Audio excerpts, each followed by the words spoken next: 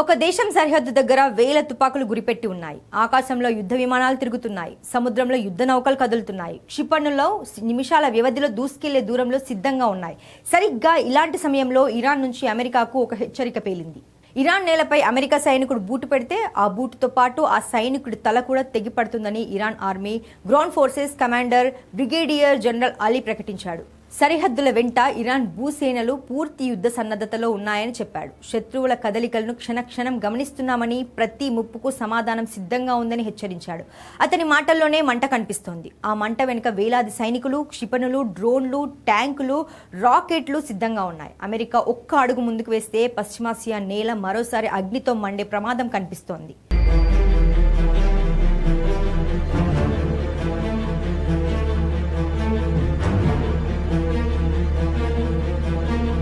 ఈ భయానికి మూలాలు 1979లోకి వెళ్తాయి. ఇరాన్ విప్లవం తర్వాత అమెరికా ఇరాన్ సంబంధాలు ఒక్కసారిగా విషపూరితంగా మారాయి. ఇరాన్పై ఆంక్షలు మొదలయ్యాయి. ఆర్థిక ఒత్తిళ్లు పెరిగాయి. ఇరాన్ అణు కార్యక్రమం ప్రపంచ దేశాల గుండెల్లో మరో భయాన్ని నింపింది. చివరకు 2015లో అమెరికా సహా ప్రపంచ శక్తులు ఇరాన్తో అణు ఒప్పందం కుదుర్చుకున్నాయి. ఇరాన్ తన అణు కార్యక్రమంపై పరిమితులు అంగీకరించింది. ప్రపంచం కొంత ఊపిరి పీల్చుకుంది. ఆ ఊపిరి ఎక్కువ కాలం నిలవలేదు. 2018 మే 8న డొనాల్డ్ ట్రంప్ అమెరికాను ఆ ఒప్పందం నుంచి బయటకు తీసుకొచ్చాడు. ఆంక్షలు మళ్లీ విరుచుకుపడ్డాయి. ఇరాన్ ఆర్థిక వ్యవస్థపై ఉక్కుపాదం పడింది. ఇరాన్ అమెరికా మధ్య అనుమానాలు మరింత లోతుగా వెళ్లాయి. దౌత్యం వెనక్కి వెళ్లినా ప్రతి అడుగుతో యుద్ధం ముందుకు వచ్చింది. 2026 ఫిబ్రవరి 28కి చేరేసరికి ఆ మంట భారీ అగ్నిగా మారింది. అమెరికా, ఇజ్రాయెల్ ఇరాన్పై భారీ సైనిక దాడులు ప్రారంభించాయి. క్షిపణులు ఇరాన్ ఆకాశాన్ని చీల్చాయి. డ్రోన్లు దూసుకెళ్లాయి. సైనిక స్థావరాలు పేలుళ్లతో దద్దరిల్లాయి. రాడార్ కేంద్రాలు, క్షిపణి వ్యవస్థలు, కమ్యూనికేషన్ నెట్వర్క్లు దాడుల పరిధిలోకి వచ్చాయి.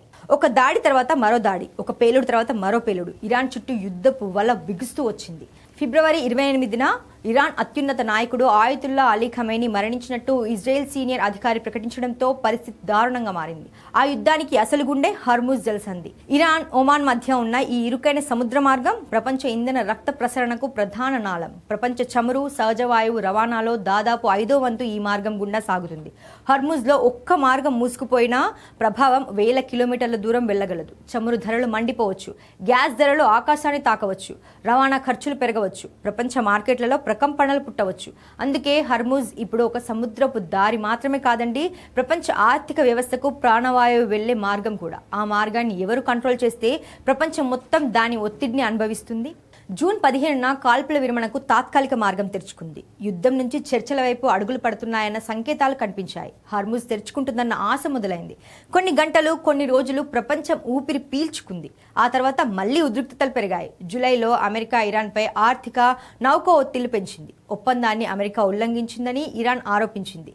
యుద్ధం మళ్లీ నీడలా వెంటాడింది. చర్చల టేబుల్ మీద పేపర్లు కదులుతుంటే సముద్రంలో నౌకలు కదిలాయి. సరిహద్దుల్లో సైనికులు కదిలారు. ప్రపంచం మళ్లీ ప్రమాదం వైపు చూసింది.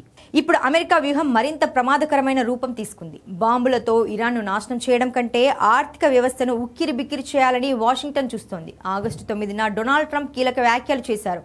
ఆర్థిక ఉచ్చు బిగిస్తే చివరకు ఇరాన్ చర్చల టేబుల్ దగ్గరకు వస్తుందని ట్రంప్ లెక్కగట్టారు.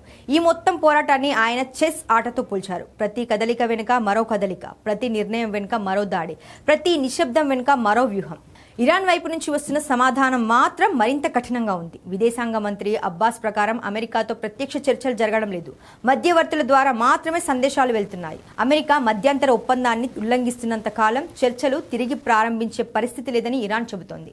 ఒమాన్తో హర్ముజ్పై చర్చలు చివరి దశకు చేరుకున్నాయని చెబుతున్నా సముద్ర మార్గం పూర్తిగా తెరుచుకోవడానికి ఇరాన్ భారీ షరతులు పెట్టింది. ఆంక్షలు తొలగించాలి, సైనిక ఒత్తిడి ఆపాలి, స్తంభింపజేసిన ఇరాన్ ఆస్తులను విడుదల చేయాలి, ఇరాన్పై భవిష్యత్ దాడుల బెదిరింపులను నిలిపివేయాలి, జరిగిన దాడులకు పరిహారం ఇవ్వాలి, ఇరాన్ దాని మిత్ర దేశాలపై సైనిక చర్యలు ఆపాలి. ఈ షరతుల చుట్టూ ఇప్పుడు చర్చలు తిరుగుతున్నాయి. ఒక్క షరతు విఫలమైన హర్ముజ్ తలుపులు మళ్లీ బిగుసుకునే ప్రమాదం ఉంది.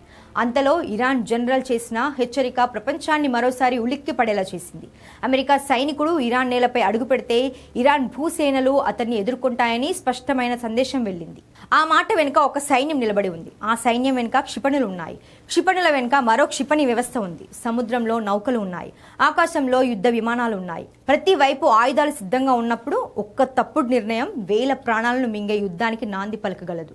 మరి నెక్స్ట్ ఏం జరుగుతుందో తెలియదు, కానీ ఒకవేళ అమెరికా సేనలు ఇరాన్ నేలపై అడుగు పెడితే మరో మారణహోమం తప్పదని కుండబద్దలు కొట్టి మరీ చెప్పవచ్చు.